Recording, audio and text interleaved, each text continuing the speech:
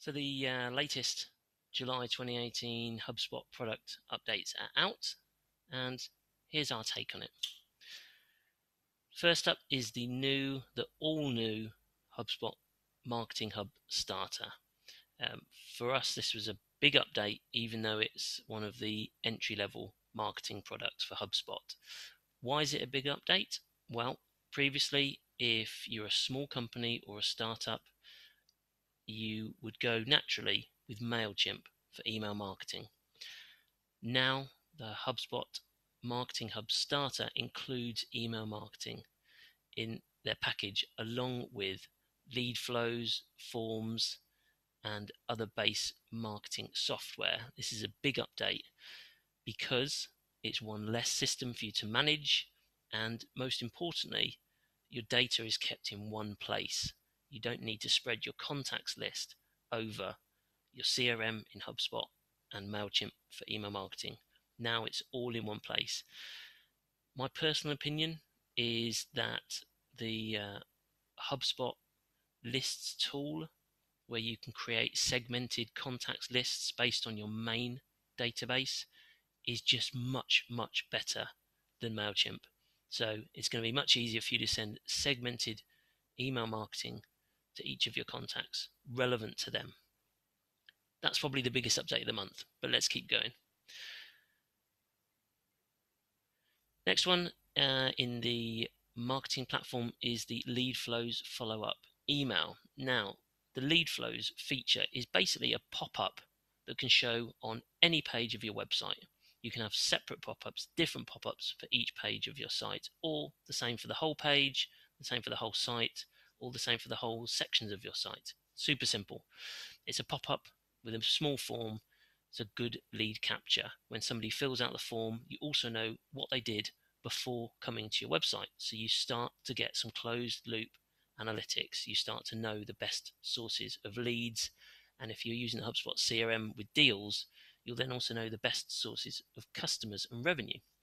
So follow-up email is now available for lead flows. This is good. However, we generally don't use it unless our client is on one of the paid marketing versions.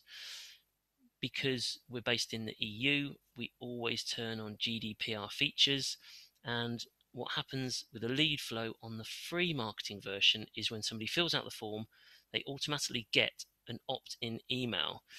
The issue we found is at the moment that email is not customizable, so it's a bit confusing. You don't really know as the recipient why you're getting that email, and if somebody doesn't click opt-in, then they don't get the follow-up email. I'm sure that will change over time. So how we normally do it is we'll use follow-up emails if somebody's on one of the paid marketing platforms, because there's a lot more customization around them. If you're on the free HubSpot marketing, I would set up a view in your CRM to capture all new leads, so then you can send them a personalized email so it's relevant to each person, and so you make sure it gets through. Lead revisit notifications is now available for offline sources. So if you manually add a contact into your HubSpot CRM, if you email them from Gmail or Outlook and you've just got the login CRM box ticked, HubSpot is going to do its magic and automatically add them to the CRM. That will be shown as an offline source because they didn't come through a trackable source such as Google search or search engines, referring sites, direct traffic. So this means if you add anybody from just purely from an email, from word of mouth, from a business card exchange, from a show, when that person then comes back to your website, you're going to know, and you can build up relevant, customizable content just for them. So that's a nice update. New in the Sales Hub.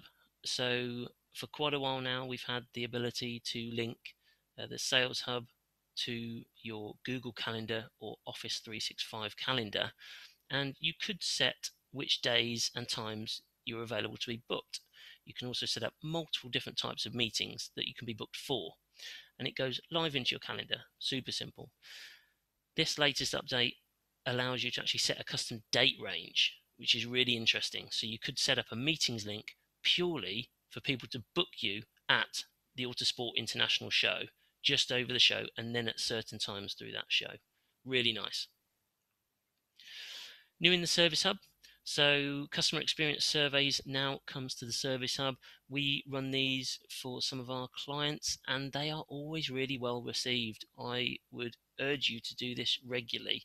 We ourselves run a quarterly NPS survey, Net Promoter Score. We want to see how we're doing. What do we do that's good? What do we do that's bad? To find out if our customers are happy, and if not, how do we help? And if they are, can they refer us elsewhere? So customer experience surveys are a great update. When we've run these for our clients in the past, our clients usually get really nice responses because they're taking the time to ask how they're doing and if they can improve. Also in the Service Hub is making customer feedback more actionable. So once you've got feedback, you want to continue the journey. So thank you messages that offer up a next step, such as booking a meeting with a service agent or giving a gift card in exchange for the review. Really nice to continue the journey. And lastly, tickets required fields. So if you're using customer service tickets, you can make sure that the customer service team are capturing relevant and important data from each new ticket that's created. And last on the list, as always, the HubSpot Connect Marketplace has lots and lots of apps that will connect HubSpot to other services such as Shopify. Check it out. It's a really great way to expand the use of HubSpot whilst keeping your main sales, marketing, and website all in one place. That's it for this month.